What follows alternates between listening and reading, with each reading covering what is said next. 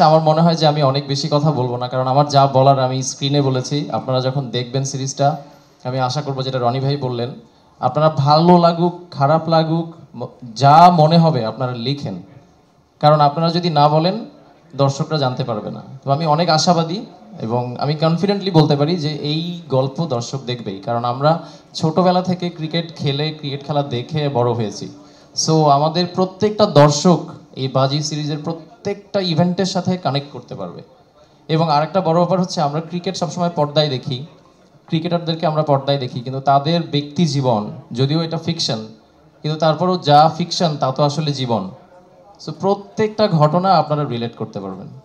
আরিফ তো অনেক কিছু বলেছে। আসলে এটা একটা বিশাল চ্যালেঞ্জ ছিল, মানে এই ধরনের একটা প্রজেক্ট করা, এবং আমরা আমাদের সাধ্যমতো চেষ্টা করছি, এখনো করে যাচ্ছি। আমরা দিনরাত পরিশ্রম করে, দীর্ঘদিনের পরিশ্রমের ফসল এটা। এবং আসলে বেশি বাড়াবো না, কিন্তু আসলে ধরেন যে এই পুরোটার আমাদের শুটিং এবং পরবর্তী যা যা কাজ হচ্ছে, কমপক্ষে ধরেন এখানে আমার ধারণা যে 500-র অধিক মানুষ হয়তো এটার সাথে যুক্ত হয়েছেন এবং তারা এখানে কাজ করেছেন। সো আসলে ফিল্ম মেকিং বলেন বা আমরা যে ধরনের কাজগুলো করি, এটা একটা কোলাবোরেশন।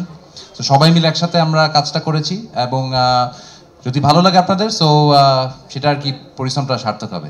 প্রত্যেকটা কাজই আমার কাছে খুবই ডিফারেন্ট এক্সপেরিয়েন্স। এটাও আমার খুবই আলাদা একটা অনুভূতির মধ্য দিয়ে যাত্রা। ডিরেক্টরের সাথে আমার প্রথম কাজ, কিন্তু চরকির সাথে এটা আমার আসলে পুরনো সম্পর্ক। সো প্রত্যেকবারই একটা কাজ করা এবং সেটার সাথে সম্পৃক্ত থেকে আপনাদের কাছে পৌঁছে দেওয়ার এই জার্নিটা খুবই অসাধারণ। আমি আশা করি আপনাদের কাজটা ভালো লাগবে।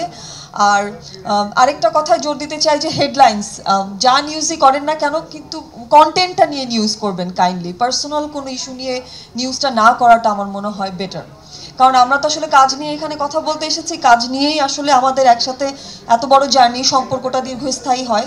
সো আমি চাইবো আপনাদের কাছে যে আপনারা আমাদের কাজটা নিয়েই লিখবেন। একটা কথা বলবো, আমি চাই আপনারা কন্টেন্টটা দেখুন, দেখে আপনাদের সমালোচনা যেটাই হোক আপনারা জানান। অ্যান্ড আমি আশা করি খুবই ভালো একটা কন্টেন্ট হয়েছে। এর আগে এই দেশে বা ইন্ডিয়াতে বলেন বা বাংলাদেশে বলেন, এত সুন্দর ক্রিকেট নিয়ে কন্টেন্ট আমার মনে হয় না আপনারা এর আগে দেখেছেন। আমি চাবো সবাই আপনারা দেখুন। বাট স্টিল আমি এখানে এসেছি কারণ আমি দেখতে চেয়েছিলাম যে আপনারা কাজটা নিয়ে কতটা আগ্রহ।